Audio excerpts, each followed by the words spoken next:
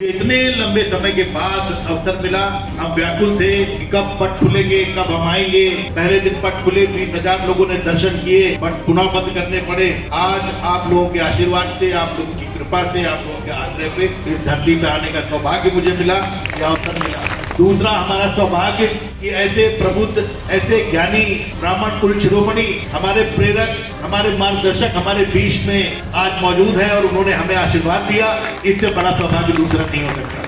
मैं नमन करता हूं आदरणीय संजय जी को, जो हमारे नेता ही नहीं अभिभावक हैं, रास्ता दिखा रहे हैं। इस संघर्ष में सबसे आगे चल के हमको प्रेरणा दे रहे हैं कि अभी मौका है कि हम सब इस संघर्ष में शामिल होकर इस प्रदेश की काया पलट करें। मैं नमन करता हूं देवभूमि में जो हमारे पार्टी के पदाधिकारी हैं, प्रदेश सचिव अतुल भारद्वाज जी, जिलाध्यक्ष अजय गौतम जी, प्रदेश कुमार शर्मा जी, हमारे कपिल सारस्वत जी, अतुल भारद्वाज जी और सभी हमारे जो कार्यकर्ता हैं, जो हमारे नेता हैं, जो यहाँ पर इस आंदोलन को इतने दिनों से जिंदा रखे हैं और लड़ाई लड़ रहे हैं, उन सबका बहुत बहुत स्वागत। आज मेरे लिए एक भावुक क्षण है। मैं जब से पार्टी की स्थापना हुई, पर्दे के पीछे मैनेजमेंट के काम, ये सारे काम करने के लिए मैंने हमेशा अपना पूरा समय, अपनी पूरी निष्ठा दी, लेकिन मंच पर आपने मुझे कम ही देखा हो। लेकिन कल रात को जब संजय जी से बात हुई और बताया कि क्या आयोजन है, मेरे लिए बड़ा भावुक क्षण था। मैंने कहा कि मैं आपके साथ चलूं, मुझे कुछ कहना है, मुझे अपने दिल की बात साझा करनी। 20 वर्ष की पत्रकारिता, देश भर में घूमकर, कई देशों में घूमकर मैंने इस किस्म का अत्याचार कभी देखा नहीं, कभी सुना नहीं। 17 साल का बच्चा, नाबालिग, एक मुकदमा नहीं, उस प्रभात मिश्रा को ढोर की तरह हमारी सरकारी पुलिस, योगी आदित्यनाथ जी की पुलिस खींच कर लाती है, उसको गोली मार देती है। इस देश में अदालतें नहीं है, न्याय का शासन नहीं है, ये अत्याचार नहीं है। कौन सा शासन है? हम ब्रजभूमि में खड़े हैं, वृंदावन में खड़े हैं। क्या इसी तरह के कंस के शासन के नाश करने के लिए अवतार नहीं लिया था भगवान ने? वैसा अत्याचार है। एक ब्राह्मण व्यापारी इंद्रकांत त्रिपाठी, उसे 5-5 लाख रुपए वसूली करने की ड्यूटी इस प्रदेश के मुख्यमंत्री योगी आदित्यनाथ ने अपने एसपी और डीएम को दी। सुना है आपने कभी? इस देश में नहीं, पूरी दुनिया में ऐसा नहीं हुआ। जिनका दायित्व रक्षा का है वही वसूली कर रहे हैं, हत्या की धमकी दे रहे हैं, गोली मरवा दे रहे हैं। और इसके बाद होता है सरकारी न्याय, जांच होती है, एसआईटी बनती है और रिपोर्ट क्या आती है कि इंद्रकांत त्रिपाठी ने खुद अपने आप को गोली मारी। हमारे घर की एक नाबालिग बच्ची है खुशी दुबे, 2 दिन हुआ उसकी शादी के, 2 दिन उसको उठाकर जेल में डाल दिया। आपको पता है उसके ऊपर 17 मुकदमे, उसको बाहर नहीं आने दिया जा रहा है। हमारे परिवार की अस्मिता है, हमारे परिवार की इज्जत है वो। ये कहाँ का न्याय है? ऐसा ब्राह्मण द्रोही 5000 वर्ष के भारतवर्ष के इतिहास से एक भी नहीं पैदा हुआ है। शर्म करो। शुभम मणि त्रिपाठी की हत्या हो जाती है, निर्वेंद्र मिश्रा की हत्या हो जाती है, कोई पूछने वाला नहीं, कोई जांच नहीं, कोई कानून नहीं। इनकाउंटर के नाम पर सरकारी हत्याओं का क्रम चल रहा है। 75 एनकाउंटर होते हैं, 20 ब्राह्मणों की सरकारी हत्याएं होती है। मैं नहीं मानता उसको एनकाउंटर, ये सरकारी हत्याएं हैं, क्योंकि हमारे प्रदेश का मुख्यमंत्री जाति विद्वेष की आग में जल रहा है, बदला लेना चाहता है। जैसा आचार्य शिरोमणि ने बताया कि गोरखपुर की क्षुद्र जाति राजनीति का हिस्सा रहा ये व्यक्ति जाति हिंसा का बदला लेने के लिए सरकारी तंत्र को, सरकारी पुलिस को अपने गुंडों की फौज की तरह इस्तेमाल कर। अब बात हमारे बर्दाश्त के बाहर है। आज जिस पुण्य भूमि पे हम खड़े हुए हैं, ये उस नायक की भूमि है, ये उस देव की भूमि है, वो उस ईश्वर की भूमि है जिसने दुनिया के इतिहास के सबसे बड़े धर्मयुद्ध महाभारत का नायकत्व किया था। आपको पता है कि महाभारत हुआ क्यों?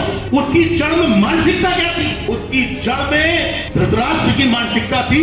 700 श्लोकों का अनुपम ग्रंथ अमृत वचन, जिसको श्रीमद् भगवत गीता हम कहते हैं, पहले श्लोक में उसकी जड़ आ जाती है। संजय से पूछते हैं धृतराष्ट्र, धर्म क्षेत्र कुरुक्षेत्र संवेदे युत्सवः मामकः पांडवश्च किम कुर्वत्स्व।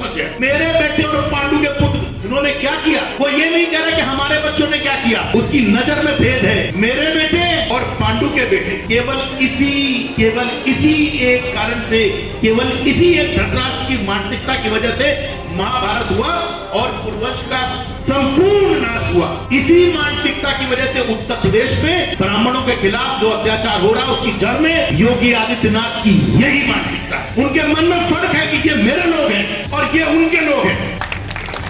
इसीलिए 75 में से 20 एनकाउंटर, ये फर्जी सरकारी हत्याओं में शिकार ब्राह्मण होता है। इंद्रकांत त्रिपाठी की हत्या की जब जांच होती है तो कहा जाता है कि उसने तो खुद को ही गोली मारी। एक शेर है कि अब कहां ढूंढने जाओगे हमारे कातिल, हमारे कत्ल का इल्जाम हम ही पर रख दो।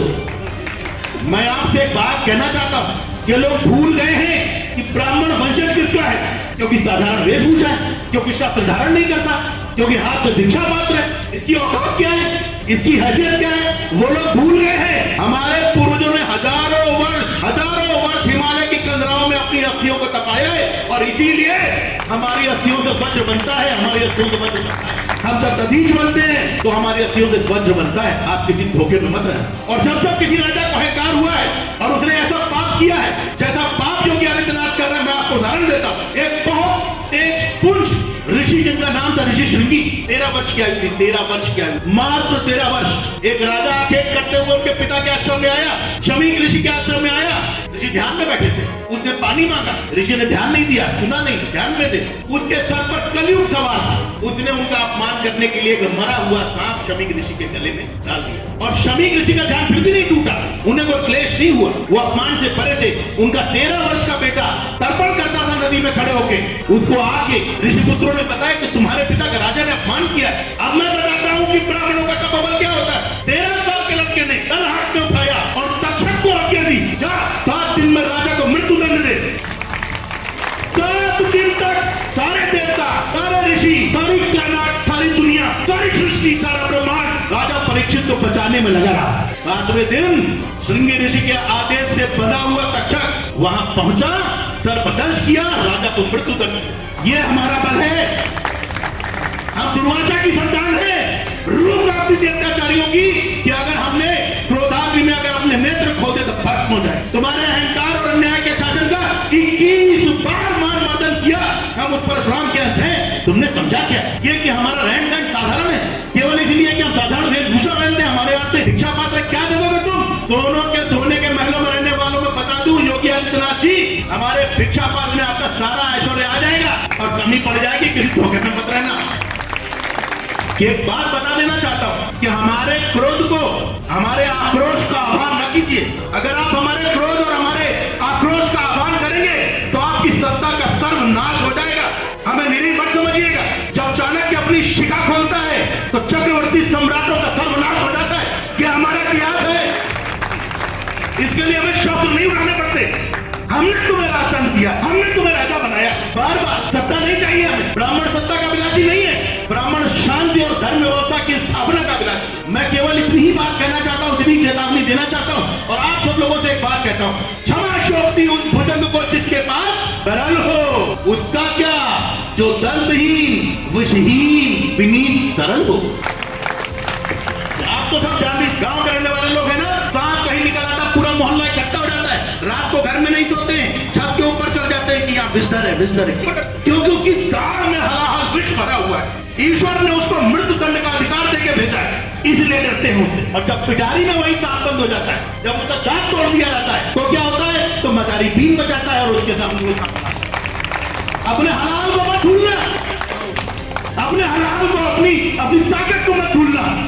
और आज मैं आपसे केवल एक बात, एक आह्वान कहने आया हूं। 500 ब्राह्मण पुत्रों की बलिक है ये सरकार, हत्यारी है ये सरकार। हमारी मां बेटियां सुरक्षित नहीं है। हाँ, जिस पे आपने 17 मुकदमे लाने, वो खुशी तुम्हें मेरी बेटी है, मेरी बहन है, और हम सबकी बेटी और बहन है।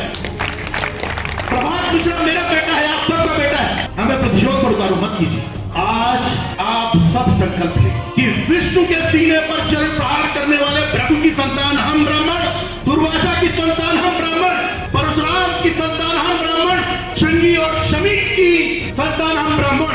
आज ये प्रण संकल्प करते हैं कि योगी आदित्यनाथ की अत्याचारी, कुसंस्कारी ब्राह्मणवादी सरकार को उसके समूल सर्वनाश तक पहुंचाने तक न हम चैन से सोएंगे, न हम चैन से खाएंगे, न हम चैन से बैठेंगे।